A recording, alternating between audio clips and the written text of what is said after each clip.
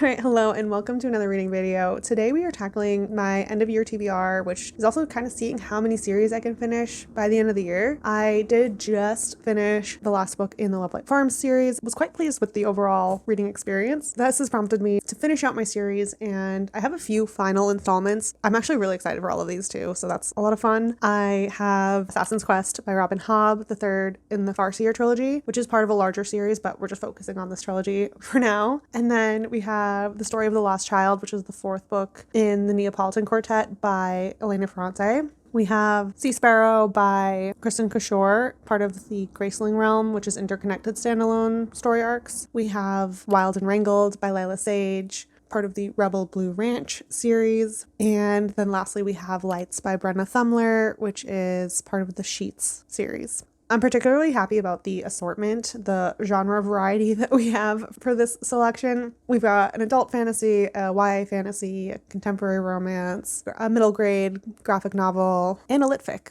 So nice, well-rounded assortment. As a bonus, I'm also working on the Invincible graphic novel series by Robert Kirkman. I was planning to have this done by the end of the year. I'm not sure if it's going to pace out that way. I usually finish a couple a month, and I have 8 volumes left. So I'll keep you posted on that one if we make some progress. And this is also in addition to my book club book that I need to read and a couple of books that I'm reading for work. So TBD. But as always, I'll have some timestamps in the description so you can jump around in the video, skip to whatever you like. This should be spoiler free, but if there are going to be spoilers, I'll make sure to mention it and I'll put it on the screen and I will put it in the timestamps as well. Welcome to the video. Should be a fun one. It's currently December 11th. I am about 65% of the way into Story of a New Name by Elena Ferrante. This is the 4th book in a series in which it is told in the first person, and we see the story of her growing up in a neighborhood in Naples. It has a very rural vibe in the beginning, and that starts in the 1950s in the first book. And then I think we're at the point where we're in around 1981, I think, in the point that I am in the story now. So we do see time pass. We see how the neighborhood changes. We see how technology is changing. We see how the culture and the politics of Italy are changing through this time. Kind of cool to see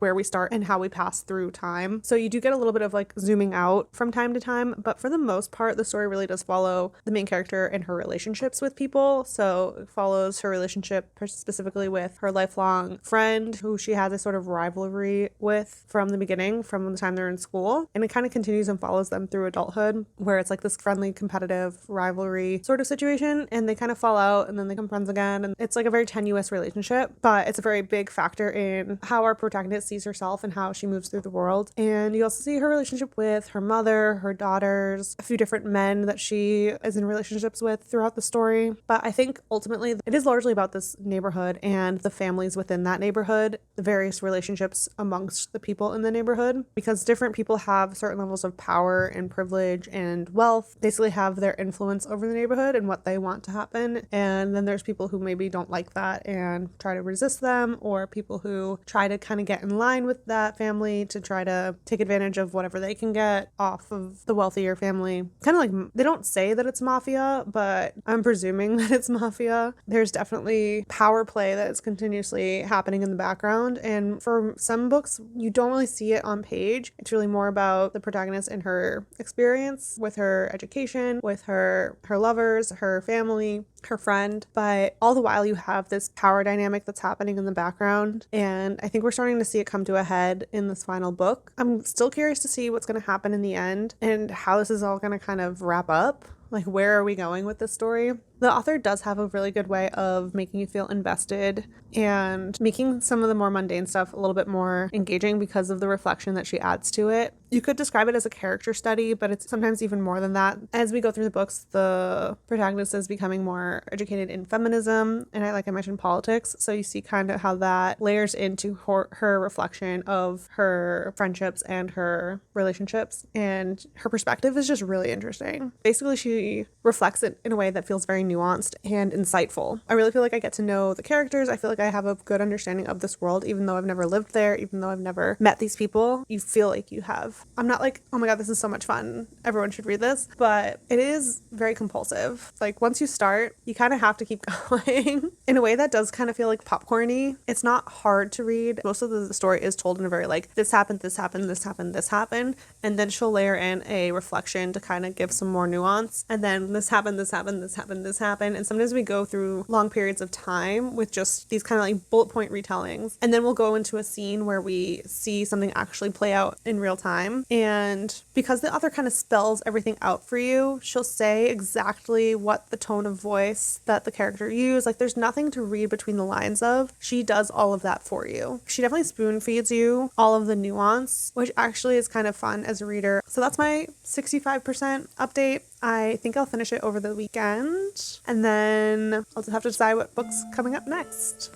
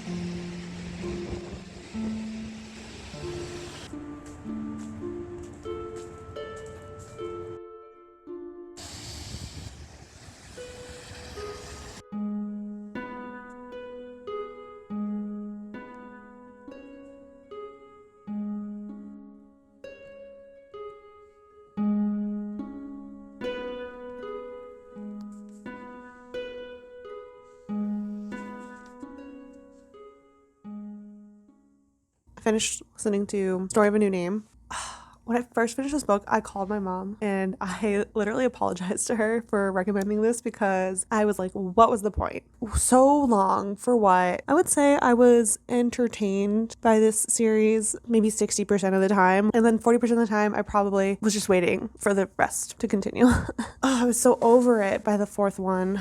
Over the characters, no longer felt interested in them or what they had to say or what they were going to do next. My interest definitely would go up and down quite a bit throughout the whole experience. I feel like it ended on a particularly low interest moment in the series for me. So there were plenty of times that I really enjoyed, plenty of times that I was finding satisfaction in the reading experience, but the ending was definitely not one. And I'm somebody who really prioritizes the ending in my mind and my overall feeling of satisfaction with a book or a story. So my initial reaction was, what the hell? And when I would go to look at reviews, a lot of the positive ones just said things like, this ruined me, this changed my whole life. A lot of like, this changed my life iterations, or something about it being the best thing they've ever written, but not really going into detail as to why. So if you're somebody that did truly love the series and you found that this was really life-changing for you, I'm really, really curious to hear what you took out of it that felt life-changing for you, because I have seen so many comments in that vein. All that to say, I took some more time to listen to more analysis. I read both negative and positive reviews. Honestly, there's not a lot of negative reviews. And the ones that are negative are kind of like also not that detailed or explaining very much. So I'll explain what I did and didn't like. I really liked the narration. I really liked the kind of self-deprecating at times, that reflective introspection from the narrator where she was very, very flawed, but also hyper aware of those flaws, especially looking back because it is told looking back. Also being really aware of how she was maybe putting some people on a pedestal. Just that level of awareness is really satisfying to read. I really liked the setting and Italy as a whole being the main backdrop. Like what was going on in Italy as a whole was just touched on here and there, but you saw how it boiled down to those local areas and how it affected people on like the family level, the individual level. And ultimately, I think that was the best thing I got out of the novel, was seeing how this post-war experience was affecting people in their day-to-day and how that was trickling down from generation to generation. I think ultimately that is what makes it such a great story, because it encapsulates so much of what was going on at the time, specifically in Italy from the 50s to the 2000s, in a way that I have never seen discussed, in a way that I've never even thought about as an American. All that to say that I can see why it can be compared to some of the classics, because you have these sort of great American novels that are meant to kind of encapsulate the effect of what's happening on a global scale and see how that impacts people in the middle class or the lower class and how it's being passed on to their children. And that's what this does, but in Italy.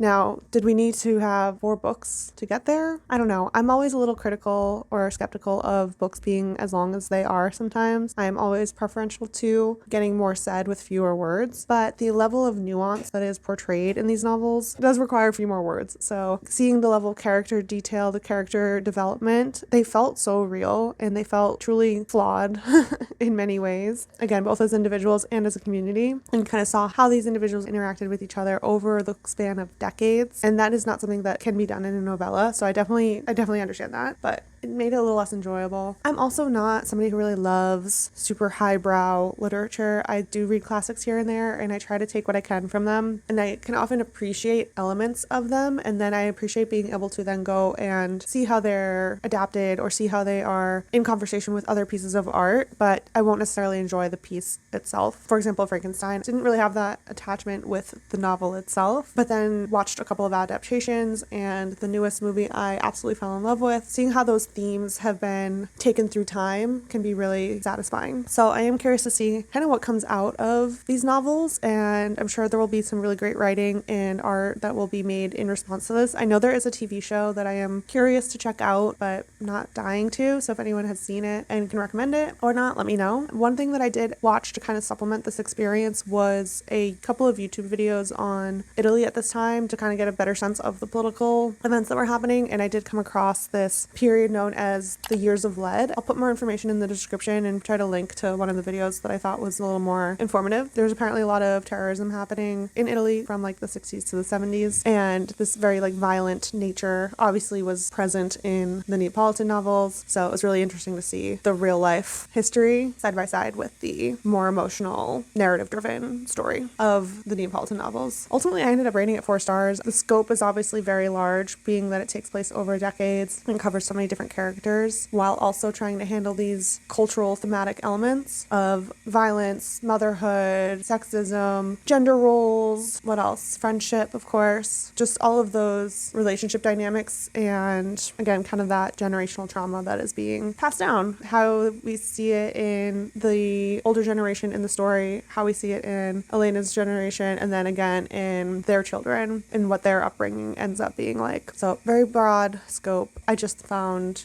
that it did drag quite a bit, so it did lose some points for me on the enjoyment and entertainment criteria, but obviously that's something that other people did find entertaining. There's plenty of people who absolutely love the series, and obviously it's very well crafted, especially on the line level. I'd say the prose is really easy to read while also providing stimulation for reflection and provoking thought. I hope that gets everything across. I feel like I could talk about this a lot longer. There is a lot to talk about because there's so much content within these books, but I will leave it at that for now.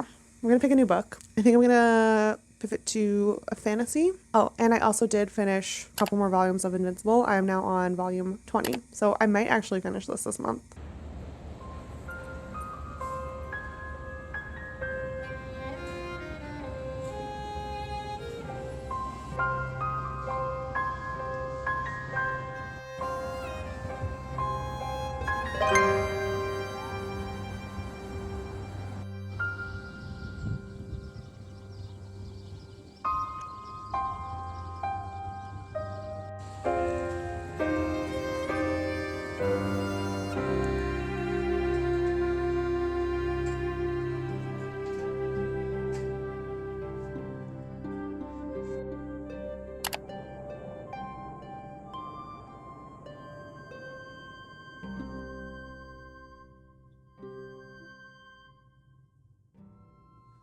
It is December 25th, Christmas Day. I am halfway through in Seasparrow, and I've been listening a bit of that and a bit of Assassin's Quest. But for now, let's just talk about Seasparrow because I'm much further along. This is very similar to the previous books that are in the series. If anything, I think the writing may even just be getting better over the course of the 5 books. I'm less endeared to the main character, but I'm more endeared to some of the side characters, particularly the telepathic foxes. They are just just so freaking cute and sweet. It just falls for that whole animal companion trope every single time. They do remind me a lot of cats, the way that they're described. So I don't know how accurate if foxes are a lot like cats or not, but that's definitely how I'm picturing it. I think there's like a subtle friendship, love interest / friendship being established, and it's very, very slow. It's not part of the plot whatsoever. It's just kind of happening alongside, and most of the story has been travel and survival based. I mean, the main character is a teenager. Wait, no, she's like 21. In the last chapter, she mentioned she was 21, and she acts like a 16-year-old. She's very, very angsty, very self-centered, but she's like vaguely self-aware of it. And I think she's trying to be better, be more supportive of people around her. So at least we're seeing some growth, but I'm really enjoying it. It's really easy to pick up, pretty easy read. I will say there's some elements of grief and stress to it. So that's a little bit emotional. Like last night I was getting a little bit emotional, but overall it's in that easy YA writing style, but it does deal with some heavier topics, which is something that I feel like the author has handled really well in the past 4 books. It's one of the reasons I keep coming back to this series, because even as a YA series, it's very much dealing with things in a very mature way, not shying back from difficult topics. These stories very much recognize trauma, grief, abuse, and showcase how the characters can deal with it, try to heal from those things, and I think it really does a good job, and this is just another example of that in the series so far. So I'm looking forward to seeing this character grow a little bit more, become a little bit less closed off. She is very much constantly feeling closed off and trying to avoid difficult emotions and kind of lashing out at people a little bit in this first half. So I'm eager to see her learn to communicate better and recognize her own behavior a little bit more. I guess see where the story goes. I can't say I'm so invested in the story. I want to see them survive, but I don't know what the point is other than that. There's no really main like mystery or anything like that that's really compelling it for it. It's just the survival element that is really kind of keeping the story pushing. But yeah, that's my 50% update for Seasparrow. I am going to pick up a graphic novel called Lights, and this is the 3rd and final book in a graphic novel series called Sheets by Brenna Thummler. The first 2 in the series take place around Halloween and are very fall vibes. It's been a couple years since I read those, so I am going to pick up this 3rd one, which is based around winter, Christmas, holiday season, I believe. Should be fun. Nice little seasonal pivot and another series to close out.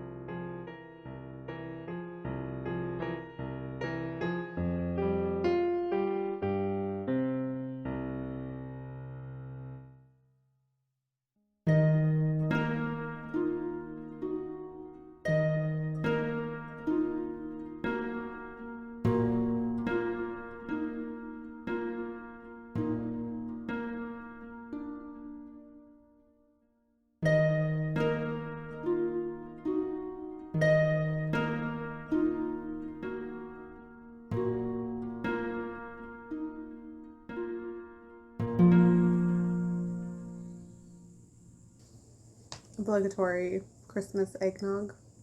Added soy milk, and it's maybe a little too much soy milk. Never mind, it did not have too much soy milk. It just needed to be stirred. All right, back to reading. Okay, that was very sweet. I just finished Lights by Brenna Thummler. If you enjoy cozy graphic novels, this is middle grade. It mostly revolves around the theme of friendship. Even though it's obviously for a younger audience, I feel like there's a lot of value in it, and it's just really beautiful art. I really like the way that she uses color to convey different emotions and moods for the scene. I really adore this series. I definitely recommend checking it out. The first one is called Sheets. Very, very sweet, very, very wholesome. It reminds me of when I watched Heartstopper. I never read the graphic novels, but it reminds me a lot of that, with just like the heartwarmingness and like the moments of sadness and the moments of joy. It just really beautiful.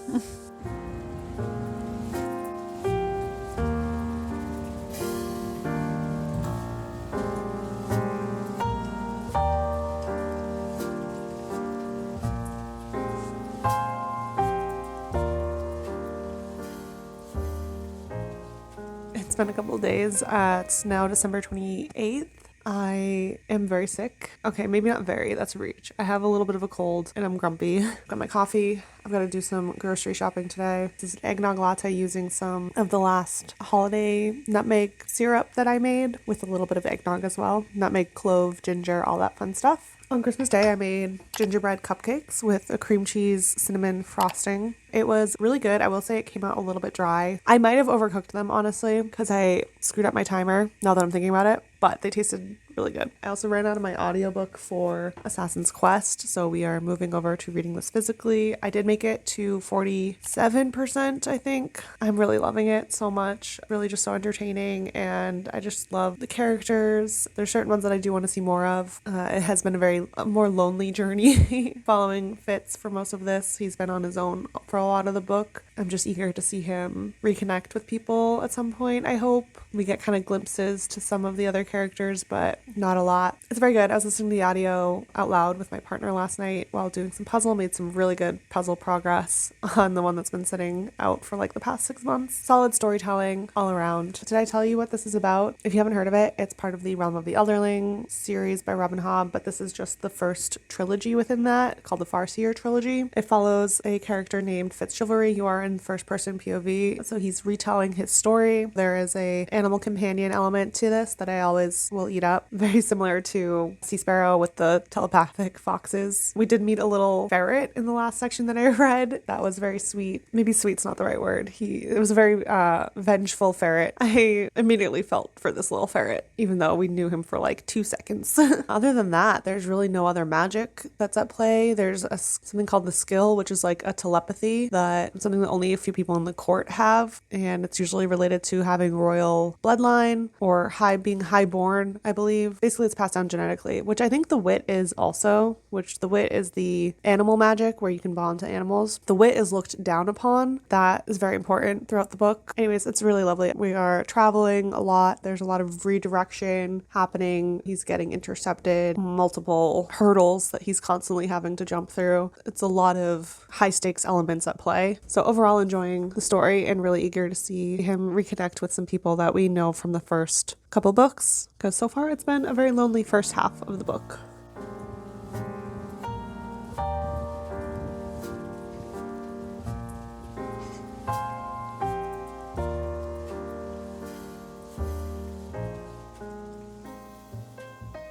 So I finished Seasparrow earlier this morning. The main POV character that we follow is Hobb. She's like kind of been almost like a semi-background character. I just never got invested in her. She is always really standoffish. And so coming into this book, I had some preconceived notions about maybe not liking some of the characters as much in this installment than the first couple of books. But what really ended up impacting my love for this book was these foxes who are so stinking cute, so lovable, so endearing that I just absolutely fell in love with them. I fell in love with them, and then through that I fell in love with some of the other characters, and I just got really invested and I started to care about what was happening. It's very character driven. I'd say the prose is like a little simplistic but still really pretty at times, very much in that YA fantasy style, which I love. Everything was very internal. There's a lot of internal turmoil, internal reflection from our main character, which did make it feel a little slower, but I think it was important to the story and what the author was trying to say in this book, like we do in previous installments in the series, where exploring grief and healing from trauma, particularly a sort of collective trauma that was inflicted by this girl's father. In every installment of this book, I think there is some sort of abusive father figure. So that's very much a theme throughout the whole Graceling Realm series. The romance, I would say, in this one was significantly less compared to previous installments, but I'm glad that the author did that because anything more I do think would have felt a little bit forced. And it was very much like strangers to friends to romantic interests. The politics are super light. Mostly there's a lot of survivalist elements where they were really facing some of the elements and had to battle through more logistically, facing like different weather and working together. So I think that was a cool part of the book. But really, the highlight for this whole book for me was the foxes, and that's something I really loved in the last book. I couldn't have asked for better side characters. Like, I love an animal companion. I love how they all had their own personalities. They weren't just an afterthought. They were very much a part of the story. Very much also a part of our main character's growth. She reflected a lot about these little foxes and how she was caring for them, what they meant to her, and I thought that was just really wholesome. This reminded me a lot in tone to Shadow and Bone. Similar level of world building, similar level of magic system explanation.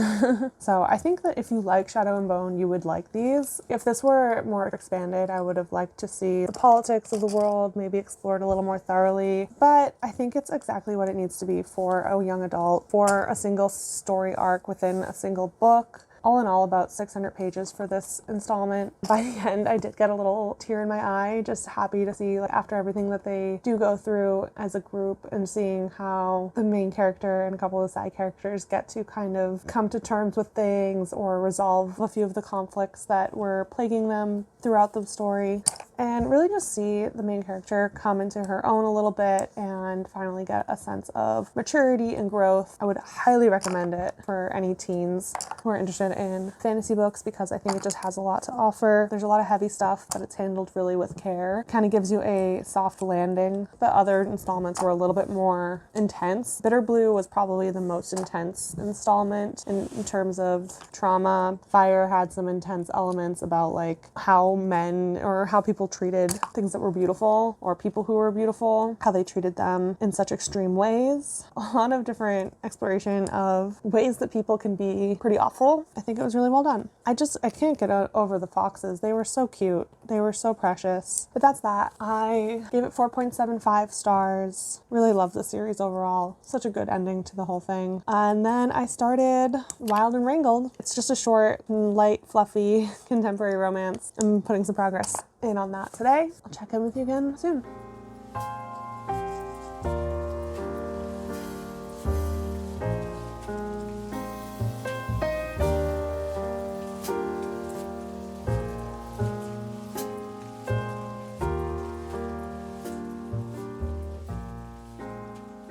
It is the last day of the month. Happy end of December. Happy end of 2025. So I'm going to go out reading. I have a little bit of things to do. I want to try to go for a run and I want to do some client prep for a session I have tomorrow for a new client. But other than that, I am just reading. So I'm thinking I'm just going to kind of rotate between my audiobook with Wild and Wrangled, with Invincible. I have 4. I started the month at having finished 17 volumes. Since then, I've finished volume 18, 19, 20, and volume 21. So I have left to go 22, 23, 24, 25. So 4 left. And then also going to rotate in a little bit of Assassin's Quest, which I don't anticipate finishing. I am halfway and it is another like 400 pages to go. So don't think I'm finishing this today, sadly, but I will have a good dent in it going into the new year. Just trying to get in when I can for the rest of the day. And I'll let you know how the rest of the books go.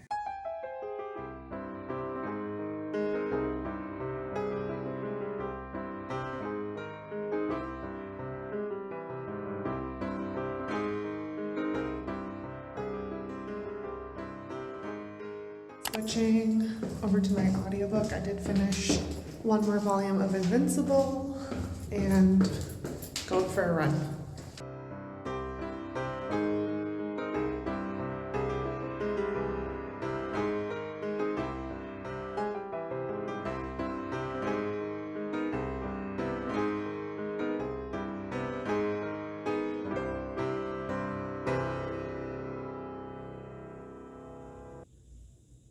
I'm starting the very last volume of Invincible. I've been reading this for like a year long and it feels unreal to be almost done with it. Things are escalating like crazy.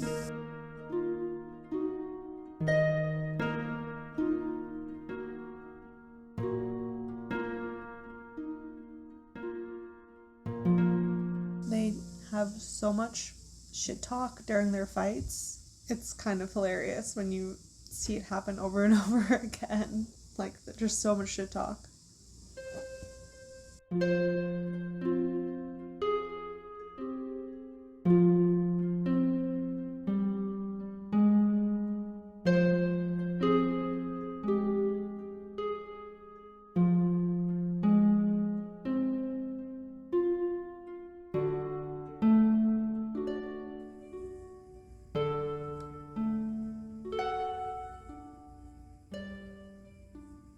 It's like not even a particularly emotional ending, but every time I finish a series this past month just makes me so emotional. Just having spent that time with the characters and just seeing them grow and change and learn, and just makes me a little bit teary each time. It's always bittersweet to end a series.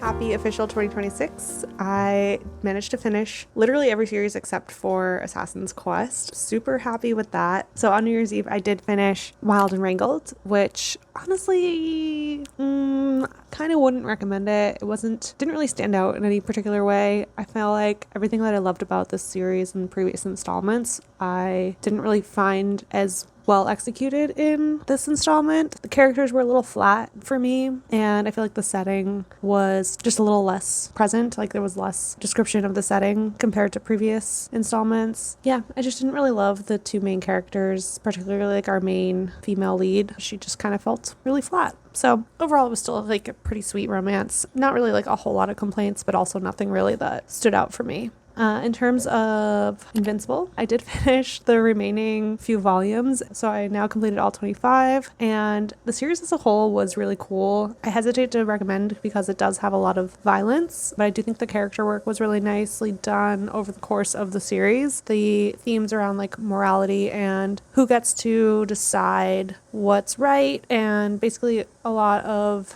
exploration around doing the wrong thing for the right reasons and doing the right thing, but having the wrong outcome. A lot of that, particularly like this whole idea of doing the wrong thing for a better outcome, is really like thoroughly explored. And the whole idea of being this superhero that can save the world by beating up bad guys just is such a fallacy, and this series really explores that really well. Also, not to mention that there's a lot of exploration of other civilizations in other planets. Not like a lot, but you get to see like glimpses into it, and I think that's really creative and fun, and the artwork in those scenes were really cool to see. There was a lot of emphasis on fighting. I don't think I would have had the patience for that if this wasn't a favorite series of somebody that I cared about. Overall though, pretty cool. It's my first big graphic novel series that I've ever read, and I'm glad I was able to finish it in a somewhat timely manner. I started it at the end of 2024. When my partner read it, he read it in like 4 days. The series was made over the course of like 14 years, so it's kind of crazy that we can just consume it within such a short time span.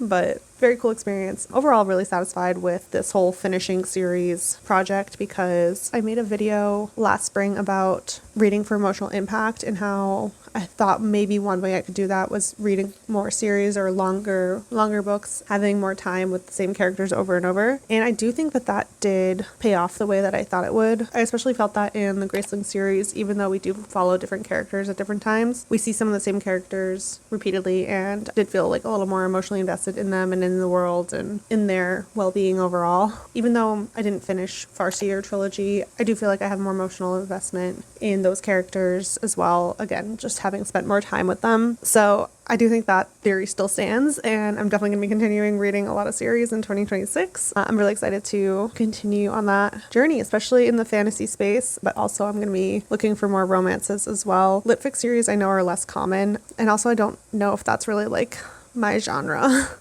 But if you have any recommendations for really good series, especially with good character work that feels like worthwhile over the course of the full series, I'm open ears. I'd love to hear it. Let me know in the comments. Other than that, thank you so much for watching. If you like the video, please give it a like, and if you want to see more, you can subscribe. I'll see you in another video.